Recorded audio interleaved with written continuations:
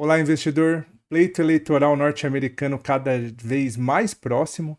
Mídias praticamente em silêncio um dia antes do pleito eleitoral norte-americano.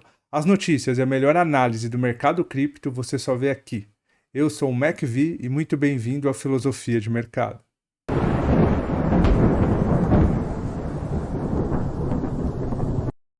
Bem, investidor, vamos começar falando sobre a eleição norte-americana.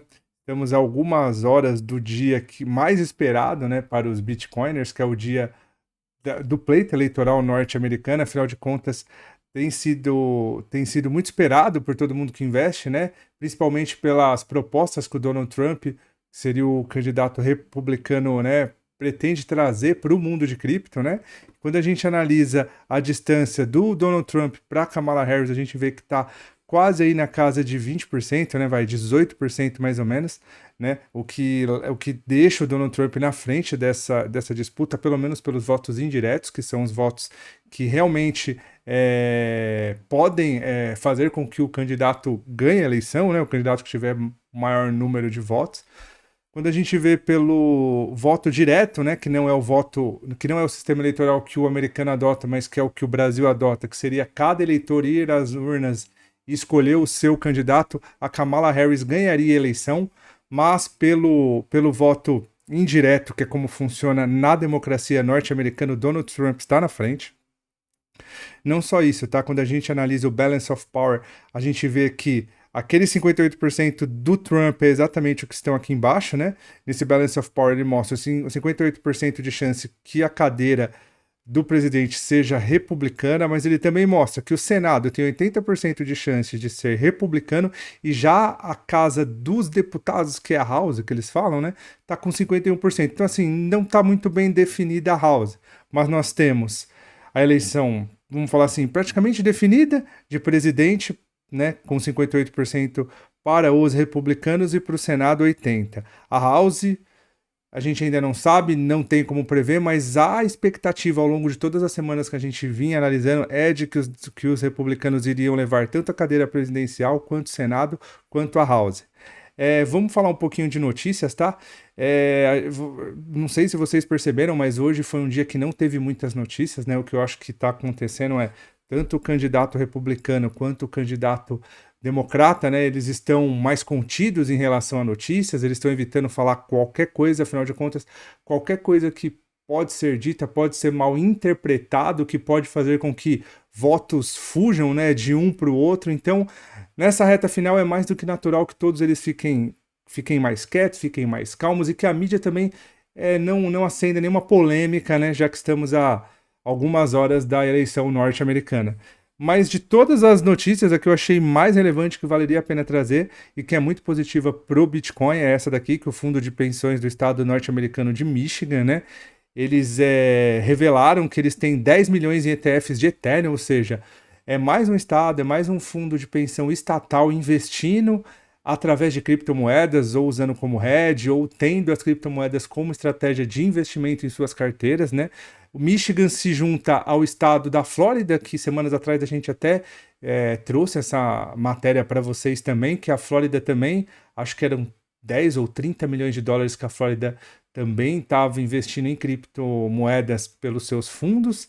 E fora Michigan, fora a Flórida, no começo do ano, se eu não me engano, o estado de New Jersey fez uma mesma estratégia utilizando criptomoedas, então a gente consegue ver o quanto as criptos têm se consolidado, não só entre o público privado, né, o público normal, mas também entre as grandes instituições estatais, né?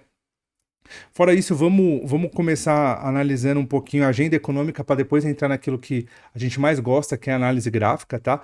Mas de notícias econômicas para o dia de amanhã, né? Acho que o evento mais esperado é o da eleição norte-americana, que a gente consegue ver aqui. E um outro dado muito importante, vai sair o PMI amanhã. O PMI, para quem não sabe, é um indicador econômico muito importante porque ele mede o desempenho tanto da atividade industrial norte-americana quanto da atividade de serviço, ou seja, é um indicador de força econômica muito forte, né? Então, tanto a eleição americana quanto o PMI vindo bullish, ou seja, vindo positivo, isso pode impulsionar muito uma alta do Bitcoin para o dia de amanhã, tá? O que a gente não pode esquecer também é que essa semana, além da eleição norte-americana, daqui 2 dias a gente tem o FONC, né? Que é a reunião do Federal Reserve para decidir a, a taxa de juros, né? Que o governo tende a aplicar. Quando a gente analisa o CME aqui, a gente vê que tem 99% de chances de que a taxa de juros caia para 0,75, eles colocam 4,75 ou 4,5, mas a expectativa do mercado é que ela caia mais 0,25%. Como a gente sabe, a taxa de juros americana está na casa de 5, ou seja, esse corte que o CME sinaliza aqui com esses 99% vai levar a taxa de juros para patamares de 4,75, o que é uma notícia muito altista para o mercado, afinal de contas, uma taxa de juros mais baixa, ele aumenta a liquidez da economia. Quando a gente analisa a taxa de juros americana, a gente vê que a taxa de juros ela vem caindo nos últimos 10 meses, tá? Aqui está até falando, ó, que essa taxa de juros ela é a mais baixa desde fevereiro de 2021. Tá? E eles ainda mencionam ó, que ela tá mais baixa do que a de agosto, né? Mas ela ainda figura acima do forecast, que era o projetado de 2,3. Mas ainda assim, né, eles têm visto com bons olhos essa questão de cortar a taxa de juros. E por que eles têm que cortar a taxa de juros agora? Porque se a inflação continuar caindo, os Estados Unidos podem entrar num começo de uma recessão econômica, o que não seria bom. E não seria ainda nada bom para um começo de ano eleitoral aí, tanto do Donald Trump quanto da Kamala Harris, né? De notícias eu acho que é só, vamos analisar um pouquinho o Crypto Bubbles. O Crypto Bubbles a gente vê que, né, seguindo esse mesmo temperamento da mídia, a gente vê que o Crypto Bubbles também tá bem baixista, né? A gente vê que não tem nenhum criptoativo subindo de forma mais expressiva, tirando o Dogecoin, né? Mas o Dogecoin é praticamente fora da curva, né? Mas tirando Dogecoin, a gente vê que tá tudo muito parado, tá? Vamos começar agora a analisar os gráficos. Hoje eu não vou analisar todos os gráficos exatamente pelo marasmo, tá? Que a gente tá vendo no mercado, mas vamos começar analisando o gráfico do S&P 500. O S&P 500 que depois daquele gap de fuga que ele fez na semana passada, que a gente sinalizou, ele tá aqui, ele tá nessa região de fundo aqui, na casa dos 5.688, né? A gente vê que ele não vai para lugar nenhum, né? Se ele se manter nessa região, ele vai começar a consolidar. Quando a gente analisa o gráfico semanal, a gente vê que no gráfico semanal nada mais é do que uma correção, né? Afinal de contas, ele já estava subindo há 6 semanas consecutivas. A gente vê que, por padrão, o S&P ele sobe 6 semanas e corrige. 1, 2, 3, 4, 5, 6, corrigiu. 1, 2, 3, 4, 5, corrigiu. Aqui, 1, 2, 3, 4, 5, corrigiu. 1, 2, corrigiu. Então a gente vê que esse padrão que o S&P 500, não só o S&P, mas o mercado em geral é de 3 a 5 candles. O S&P, por ele estar um pouquinho mais bullish, a gente vê que na maioria das semanas na maioria do período, desculpa, ele está indo de 6 semanas e depois ele faz uma correção. Então essa correção aqui é mais do que natural. É natural também ele corrigir um pouco mais, corrigir até o topo anterior aqui. A gente consegue ver isso melhor pelo gráfico diário, ó, corrigindo até aqui, corrigindo até esse fundo. Então vai ser normal se o preço ficar aqui. O ideal para que ele volte a subir é a gente ver uma barra propulsora que ela rompa esses últimos candles, rompa essas médias móveis e o preço volte a operar aqui acima da região dos 5.821, onde ele já vai ter também consumido esse gap. Lembrando que gaps são fortes zonas de resistência, né, quando eles são em cima, e de suporte quando eles são embaixo. Então o ideal seria amanhã a gente ver um 9.1 rompendo todos esses candles, rompendo as médias, rompendo esse padrão. Eu vou até aumentar a tela aqui, rompendo também esse gap, né? E aí lá para quinta-feira, no rompimento desse candle, a gente entraria, né? Mas nada que mude a tendência do S&P 500 no momento. Depois de S&P, vamos analisar as principais criptos, tá? Eu vou dar uma atenção maior pro Bitcoin, que é a queridinha de todo mundo, né? Quem não ama Bitcoin? Mas Bitcoin, vamos começar pelo gráfico semanal.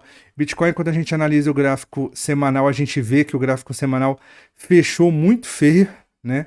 O gráfico semanal de Bitcoin que fechou ontem, ele fechou com um padrão que é extremamente baixista na análise técnica, para quem gosta de padrão de candlestick. Esse aqui é o Shooting Star. Pattern. Shorts. É um padrão extremamente baixista. Vamos ver se a gente acha um bonitinho aqui. Ó. Aqui tem um. Ó, que nada mais é do que um candle onde... Agora eu vou mostrar no gráfico do Bitcoin, que vai ser mais fácil. O que é esse candle aqui? É um candle extremamente altista, né? Ele começa altista, ele vem com uma força bullish, com uma força compradora muito forte. Ele recebe uma pressão vendedora muito intensa que faz com que ele feche próximo ou na mínima, né? O que é exatamente o que a gente tá vendo aqui. Toda vez que você vê sombra no mercado, interprete como eliminação de movimento, ou seja, todo esse movimento de alta aqui, ele foi eliminado, né? E não só eliminado, hoje ele já perdeu essa mínima aqui, o que se torna um padrão extremamente baixista, mas é um padrão baixista em uma tendência de alta. A gente pode ver isso pelo gráfico diário, né? Pelo gráfico diário a gente vê que o Bitcoin ele acabou de romper essa linha de tendência de baixa. Quando a gente traça uma linha de suporte inclinado aqui, a gente vê que a tendência é de alta, não só isso, a gente vê topos e fundos ascendentes, ó, topo, fundo, topo, fundo, topo, fundo, topo, fundo, ou seja, isso daqui já se caracteriza como uma tendência de alta. A correção de Bitcoin está sendo um pouquinho abaixo do topo anterior, mas nada que altere a tendência, nada que comprometa a tendência altista que o Bitcoin tem, apesar dos topos que nós vemos aqui, que é mais fácil a gente ver no semanal. A gente fez um vídeo também falando sobre essa região de 72 mil, depois eu recomendo que os amigos vejam, para quem não viu, tá? Que a gente explica o que tem aqui nessa região, não à toa, de 74 mil, desculpa, não à toa, essa força vendedora veio exatamente dessa mesma região. Então eu recomendo muito que os amigos vejam esse vídeo, porque está muito esclarecedor em relação ao que tem impedido o Bitcoin de subir e ao que pode acontecer quando o preço chegar aqui. Eu vou deixar o card aqui em cima, tá? Para que vocês vejam. Mas voltando à análise do Bitcoin, voltando à análise do Bitcoin. Um minuto, amigos. Voltando à análise do Bitcoin, tá? Quando a gente vem pro gráfico diário, a gente nota, né, que o Bitcoin tá fazendo esse pullback aqui até o topo anterior.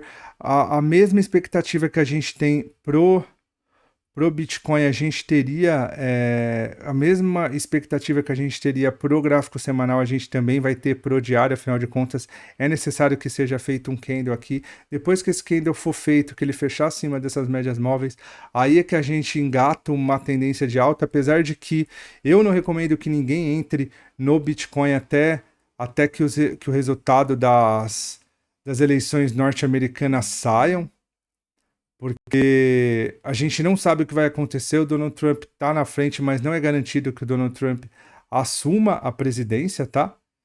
Né? Tem tudo para ganhar, mas a gente não sabe, né? Acho que ninguém aqui consegue adivinhar o futuro, então acho que o mais inteligente seria a gente aguardar um pouco mais. Das criptos, tirando o BTC, eu acho que vale muito a pena a gente analisar a Dogecoin. Dogecoin tá muito bonita, tá? Dogecoin, ó. Dogecoin, a gente sinalizou esse 9.1 que era possível em Dogecoin. Dogecoin que no gráfico semanal vem numa tendência de alta, né? Quando a gente analisa, a gente vê um fundo, um topo, um fundo, um topo.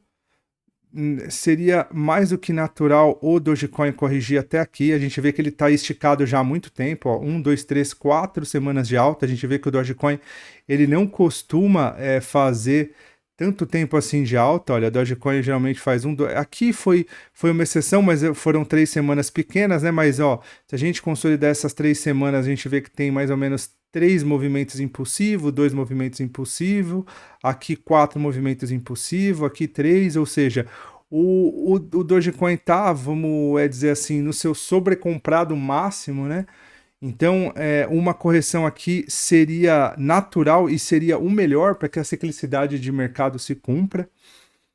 Então, quando a gente vem pro gráfico diário, a gente vê que ele está numa região muito bonita para compra, mas está um pouquinho esticado. O ideal seria ele até corrigir um pouco mais. Mas para quem comprou nesse 9.1, a gente entende, tá? Dogecoin, se o Bitcoin romper Se as notícias vierem positivas, eu imagino que ele vai romper esse topo, ele vai buscar os topos históricos aqui na casa dos 32,57. Uma outra moeda muito interessante de a gente analisar é Tron. Tron estava muito forte também.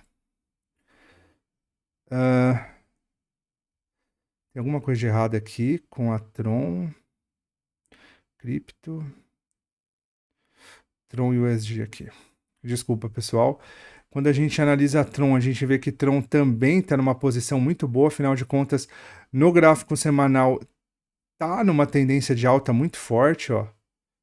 Tron vem, depois que ele rompeu esse pivô aqui, ele fez essa barra de ignição extremamente forte, ativou, corrigiu, mas a gente vê que as correções de Tron estão todas contidas dentro dessa barra. O que que isso quer dizer? Que esse movimento aqui é extremamente forte.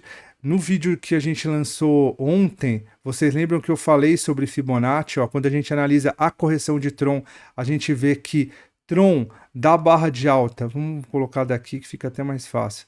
Dessa barra de alta, né, desse movimento de alta até a correção, a gente vê que Tron corrigiu até 38% de Fibonacci, ou seja, é a correção que tende a ser mais poderosa no mercado, porque é a primeira correção, ou seja, é a correção em que os vendedores estão mais fortes e que potencializa um movimento anterior de alta. Então, atingir essa correção, né, e a retomada da alta, a gente vê que a retomada da alta veio, não só isso, ela parou um pouquinho aqui no topo anterior, só que ela parou no topo anterior um pouquinho esticada, então é natural que ela corrija um pouco mais e depois de corrigir que ela volte a subir, tá? Então a gente aguardar aqui por essas correções é mais do que natural. O melhor seria a gente aguardar por um 9.1 ou um candle que rompesse essas regiões aqui. Esse candle que rompesse aqui seria um sinal extremamente comprador, o que faria com que Tron rompesse os únicos topos aqui que seguram Tron, né? E faria com que Tron replicasse toda essa pernada de alta para cima. Então a gente tem tudo aí para, se o Bitcoin, né, se as criptomoedas, se as notícias vierem positivas, para a gente ver Tron lá nos patamares de $2.000. Eu não vou falar nem de $2.000, vamos ser um pouco mais conservadores, mas pelo menos Tron chegando na casa, praticamente isso, de $1.990, né? Então é mais do que normal. Então é isso, pessoal.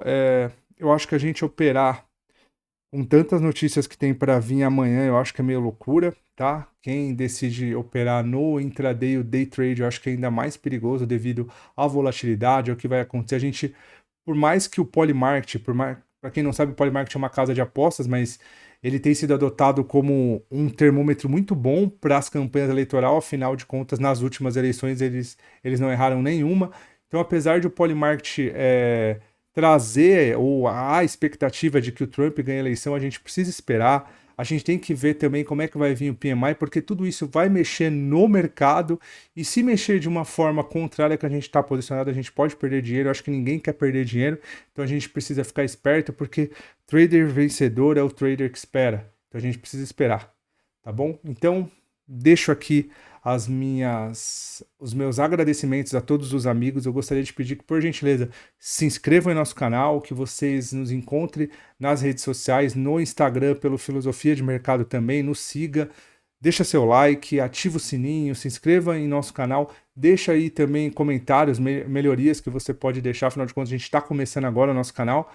E é isso aí, amigo. Conto com vocês e até a próxima. Amanhã a gente vem com um vídeo falando sobre o término das eleições e falando se o Trump ganhou ou se a Kamala Harris levou esse pleito eleitoral aí. Então até amanhã, meus amigos.